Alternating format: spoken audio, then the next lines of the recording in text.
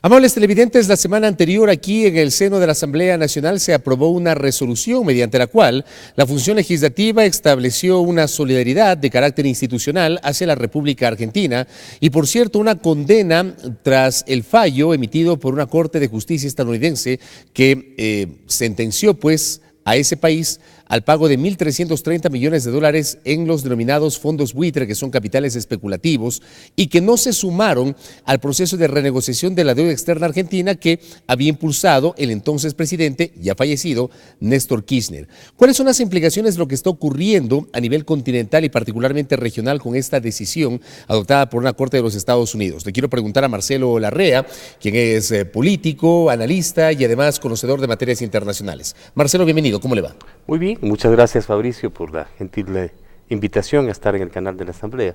En efecto, la decisión del Tribunal de Justicia de Estados Unidos es una decisión que protege negocios irregulares. Los fondos buitres, por su propia naturaleza, son fondos especulativos, son bonos especulativos. El Ecuador ha sido víctima muchas veces de la manipulación de este tipo de papeles. Consisten fundamentalmente en el hecho de que los papeles se devalúan por dificultades de pago o por animosidades en el pago o confrontaciones entre los distintos estados y el sistema financiero internacional y sus distintos operadores, y en consecuencia se devalúan.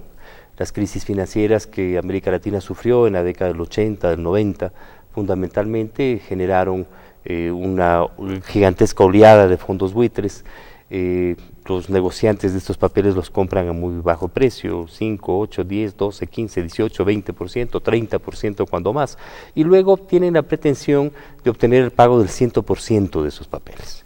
Este ha sido un mecanismo de extorsión permanente de las finanzas de los países latinoamericanos y en general de todos los países que son víctimas de este sistema de extorsión colonial que constituye la deuda externa. Ahí se me permite interrumpirle, me salta una inquietud. María Augusta Calle la semana anterior, cuando hizo la presentación con la exposición de motivos de este proyecto de resolución, decía que originalmente esos fondos buitre equivalentes al 7% del 100% de la deuda, ese 7% que no fue renegociada por decisión de los acreedores, era 43 millones de dólares. Resulta que la decisión judicial, o con la decisión judicial, sumaron más de 800 millones de dólares, a lo que hay que agregar los intereses, y por eso son 1.300 millones de dólares. Sí, el caso específico de esa operación contra la nación argentina tiene esa lógica. Esos papeles deben ser declarados nulos, porque son papeles de carácter especulativo. ¿Pero cómo se inflan tanto, de 43 millones a 800 y pico de millones? Porque el valor nominal es distinto al valor comercial.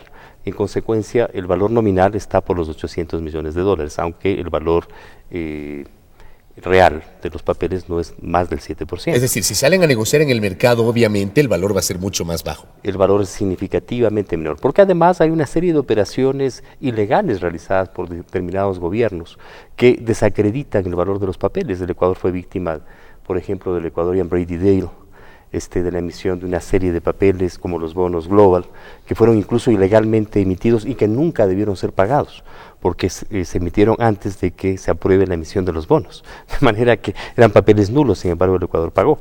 Ese tipo de papeles que lamentablemente por los manejos dolosos del sistema financiero internacional han invadido la economía mundial y han lesionado gravemente a las economías de los países latinoamericanos, deben ser declarados nulos. Ese debe ser el sentido, y en ese camino deberían trabajar todos los gobiernos de América Latina y en general todos los gobiernos del mundo para sanear las finanzas mundiales.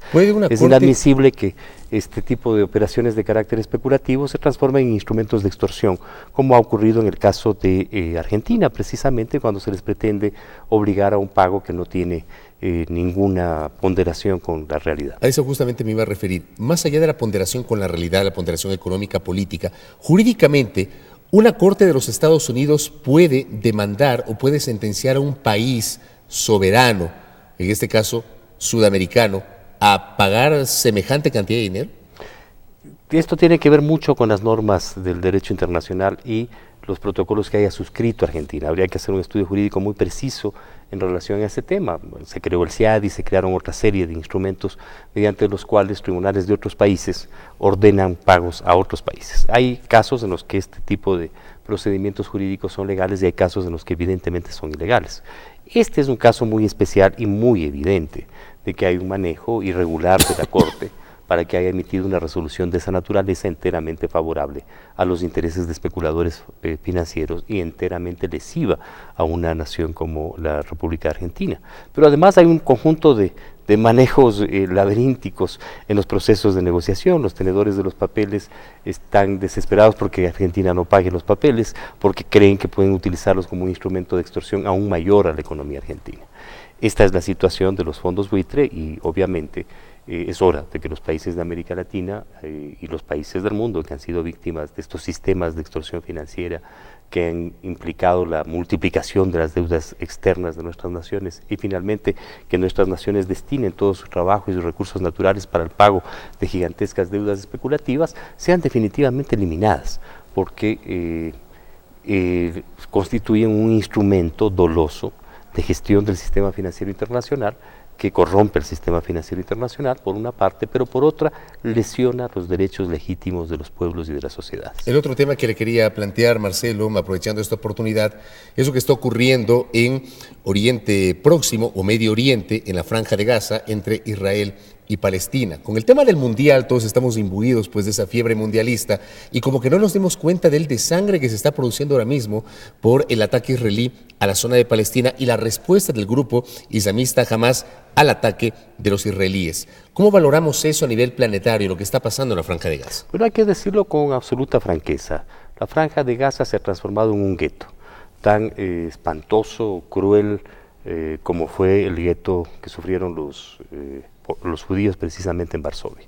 De manera que la población judía, heredera de las víctimas del gueto de Varsovia y de los campos de concentración nazis, que utilizaron las mismas metodologías criminales que está utilizando Israel contra los palestinos en la Franja de Gaza, deberían unirse, y ya se están uniendo, hay pronunciamientos de rabinos judíos en todo el mundo, porque cese esta carnicería y este crimen contra el pueblo palestino.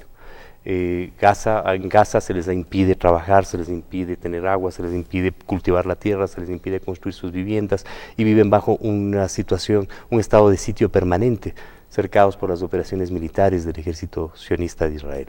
Los acontecimientos de las últimas semanas son profundamente dolorosos. Se estima que hay más de 189 palestinos muertos, una gran parte de ellos niños, en tanto que recién hoy Israel reportó, no sé si se haya confirmado la noticia, de que había ya un muerto israelita por la confrontación. Entonces, las cifras revelan la absoluta desproporción entre un grupo como Hamas, que está combatiendo con armamento artesanal, y un grupo como Israel, que tiene uno de los ejércitos más sofisticados del mundo. Esto no puede ser aceptado por la sociedad ecuatoriana. La sociedad ecuatoriana abrió sus puertas a la comunidad judía frente a los horrores de la Segunda Guerra Mundial y los ha incorporado a la sociedad ecuatoriana, pero no puede tolerar que a cuenta del holocausto que sufrieron lamentablemente los judíos en la Segunda Guerra Mundial y bajo el régimen fascista de Hitler y todo su aparataje de operación criminal internacional, hoy cometan los mismos crímenes en contra de los palestinos. El gobierno ecuatoriano debería suspender las relaciones diplomáticas con Israel en protesta a esta agresión que lesiona no solamente a los palestinos, a los niños de Gaza, sino a la humanidad entera.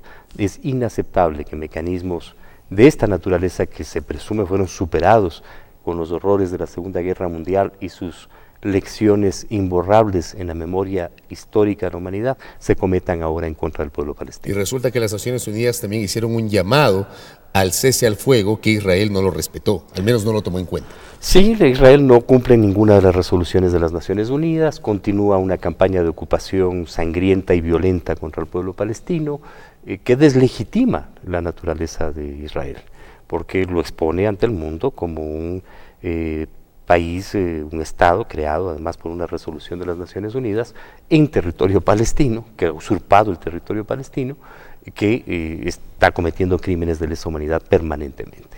Además de esto, la propuesta de Egipto de que se haga una negociación para un cese inmediato de las hostilidades y se instale una mesa de negociaciones en el Cairo, que tuvo lugar estos días, en principio fue aceptada de Israel, pero Hamas ha declarado que nunca conoció la propuesta y que en consecuencia no podía aceptar una propuesta que no la conocía. Sin embargo, Israel, una vez que Hamas señaló que no había conocido la propuesta, reanudó inmediatamente las hostilidades y hoy siguen los bombardeos en la Franja del Gaza con saldos lamentables. No solamente hay los 189 muertos que se registraron hasta la mañana de hoy, sino que se estima que hay más de 1.400 palestinos heridos. Marcelo, gracias por el tiempo, muy gentil. Gracias, Fabricio. Gracias a Marcelo Larrea, analista político y especialista en temas internacionales, con su visión, por un lado, sobre esta polémica por el pago de los fondos buitre que está enfrentando la República Argentina tras un fallo judicial de una Corte de Justicia de los Estados Unidos, y por cierto, su visión sobre lo que está ocurriendo en Oriente Próximo u Oriente Medio con el conflicto entre Israel y Palestina. Una pausa.